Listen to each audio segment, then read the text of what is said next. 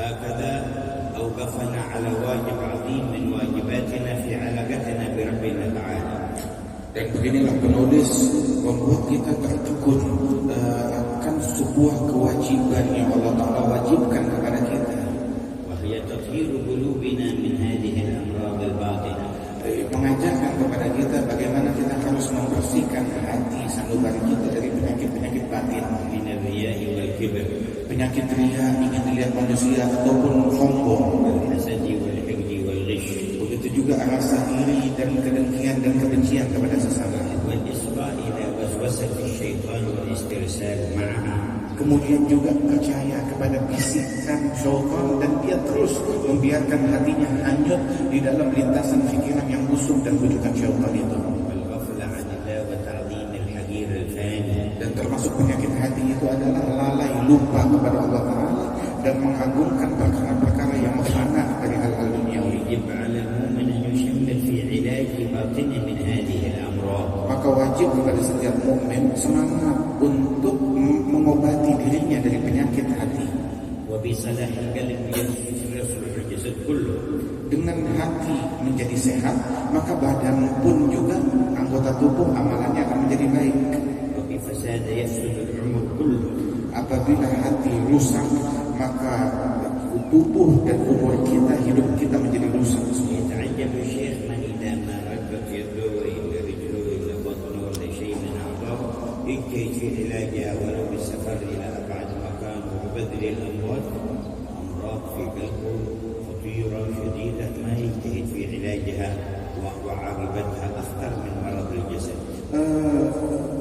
Penulis Al-Allamah Hamzah dia heran kepada orang yang ketika jasadnya sakit maka dia rela melakukan perjalanan untuk berobat, mengorbankan harta dan waktu untuk berobat. Akan tetapi ketika hati dan jiwanya sakit, dia nggak peduli untuk mencari pengobatan akan hati dan jiwanya tersebut. وغاية مرض الجسد أن يموت الإنسان وهو لا بد أن يموت، ولكن غاية مرض القلب أن يذوق الهوان والعذاب ودخول النار. Puncak daripada penyakit badan, ujung-ujungnya puncaknya adalah kematian dan selesai sudah. Akan tetapi apabila hati jiwa yang sakit, maka kematian tidak menyelesaikan itu semua. Dia akan mencicipi kehinaan di dunia dan siksa dari Allah Ta'ala di akhirat. ولا أحسن في مداواة القلوب من مجالسة أهل صفة القلوب. Obat yang tidak ada obat yang lebih ampuh, yang lebih baik untuk mengobatin hati melebihi duduk dengan orang-orang sholihin, orang-orang yang dimuliakan oleh Allah Subhanahu wa Ta'ala yang hatinya telah suci. وحضور مجالس العلم والذكر. Dan obatnya juga hadir di majelis ilmu, hadir di majelis zikir, والتدبر للقرآن الكريم ومعانيه. dan merenungi tadabbur ayat Al-Quran dan kandungan maknanya. كثرة الصلاة على النبي محمد صلى الله عليه وسلم بالشوق والمحبة والتعظيم. Dan obat hati banyak bersolawat kepada Nabi Muhammad, tapi solawatnya dengan kerinduan dan kasmaran kepada Rasulullah dan pengagungan. ومما يؤثر في صلاح القلب قول يا حي يا قيوم لا إله إلا أنت 40 مرة في كل يوم. يا حي يا قيوم لا إله إلا أنت. Di antara obat hati yang cukup ampuh untuk mengobatin hati kita adalah dengan membaca setiap hari zikir Ya Hayyu Ya Qayyum La Ilaha Illa Anta. Ya Hayyu Ya Qayyum La Ilaha Illa Anta, membacanya setiap hari sebanyak 40 kali. وقراءة كتب أهل القلوب. Dan juga membaca, mengkaji kitab-kitab dan ilmu-ilmu para manusia-manusia yang hatinya sudah bersih. قال ومن ميزه الله بالعقل ودعا إلى الرشد لا يرضى لنفسه أن يغفل عن عاقبة أمره وصلاح مستقبله الكبير. Barang siapa yang dimuliakan oleh Allah Subhanahu wa Ta'ala dengan diberikan akal, kemudian diajak menuju kepada keberuntungan, maka hendaknya dia jangan lalai untuk perkara-perkara yang berakibat kepada hatinya tersebut, yang membuahkan apa hasilnya besok di akhirat dari kebaikan ataupun keburukan. وما كان الإنسان إنسانا بجسده ولا بماله ولا بمظهره. Manusia menjadi manusia bukan dengan jasad, bukan dengan fisik dan parasnya saja dia menjadi manusia. وإنما يكون الإنسان بما يرفعه من الحفيظ المرسل إلى أرجع المعالي ورفعة العلا والإحسان. Akan tetapi menjadi insan yang seutuhnya itu dengan bebenah diri hingga terangkat dirinya dari watak-watak perangai yang hina, yang penuh kekurangan menuju puncak keluhuran budi pekerti dan kesucian batin. Dan apa gerangan yang bisa mengangkat derajat kemanusiaan itu?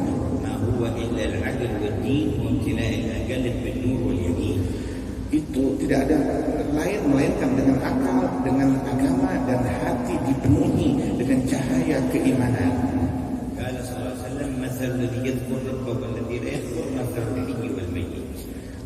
Rasulullah SAW menyatakan perbedaan antara orang yang berzikir yang ingat Allah dengan orang yang lalai kepada Allah, perbedaannya seperti antara orang yang hidup dan orang yang mati.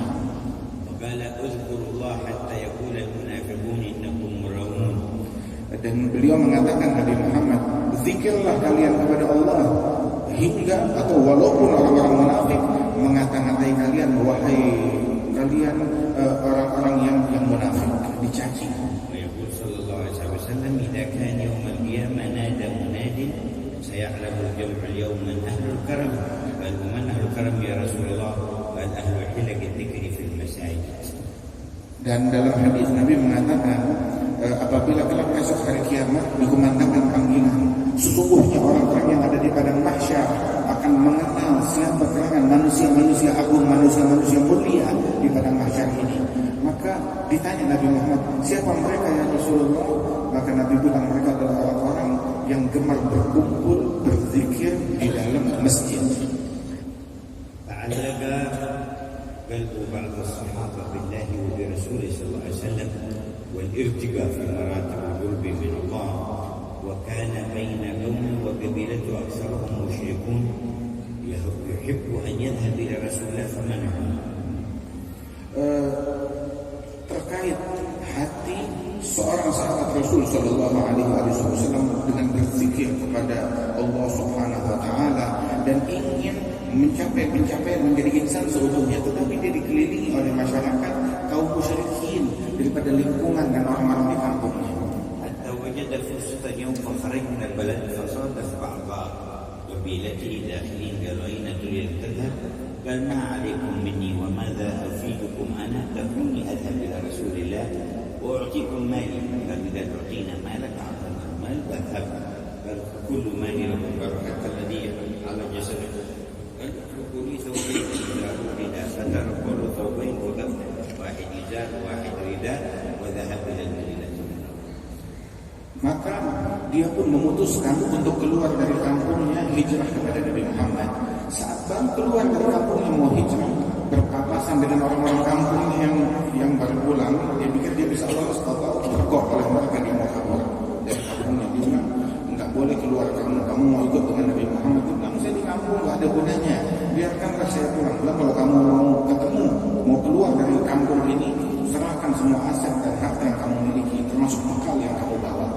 Akhirnya dia berikan semuanya. Dia bilang, pakaianmu, dia bilang, ambil pakaian saya tapi sisakan 2 lembar pakaian untuk menutupi aurat saya. Maka disisakan 2 pakaian yang lusuh, dan dia pun pergi keluar dari kampung yang menuju Madinah dengan 2 pakaian yang lusuh.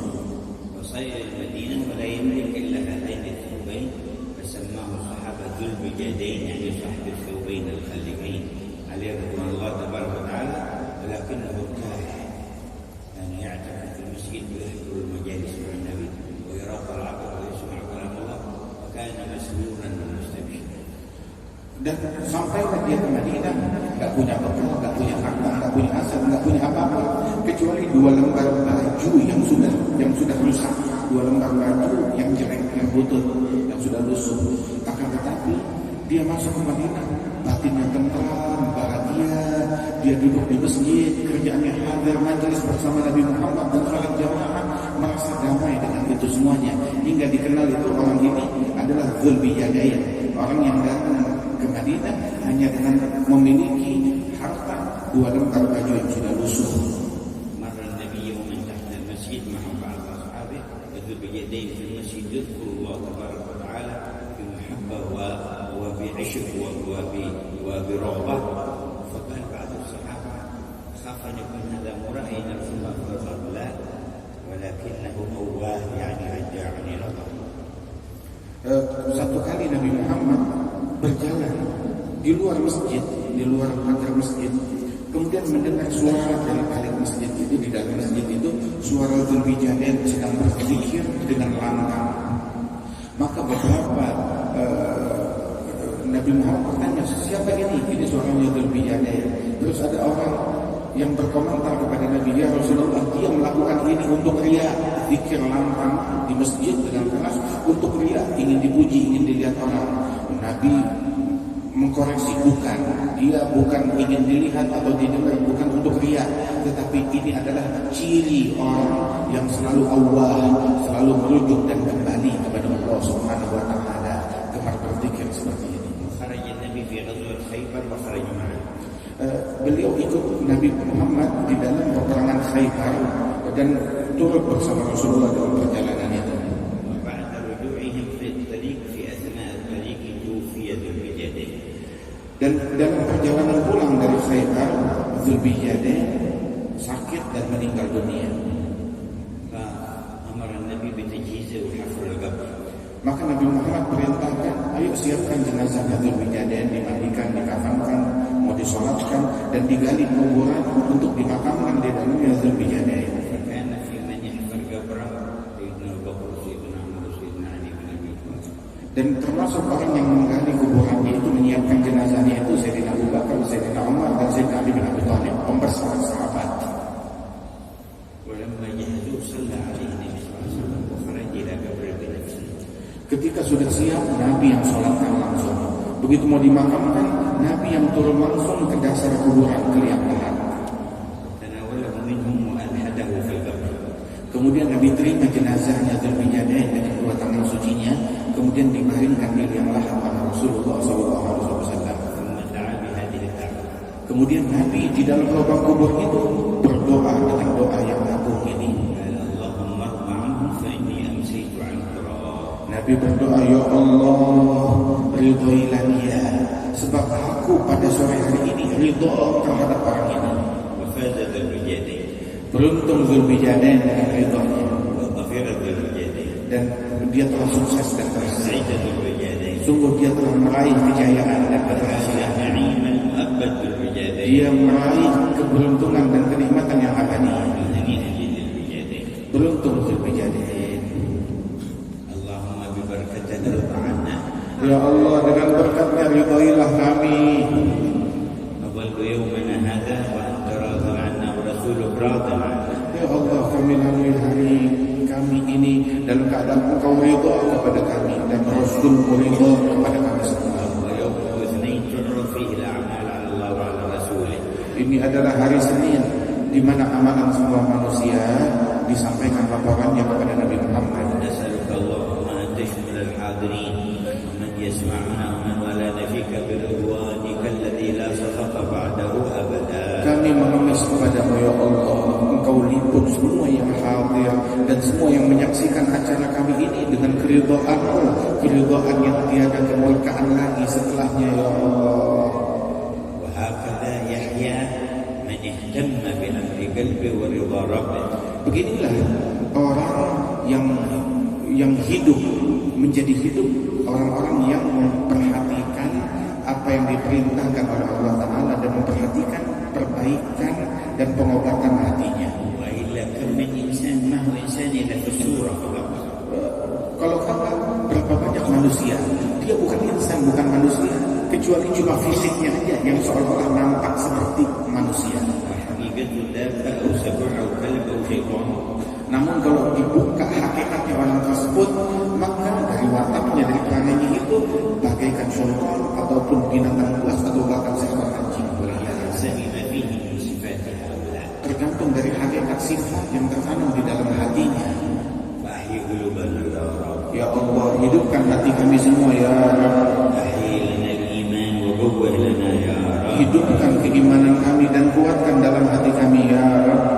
وزدنا إيمان ويقين في كل لمحة ونفس. Dan tambahkan kami semua keimanan dan keyakinan di dalam setiap tarikan nafas kami.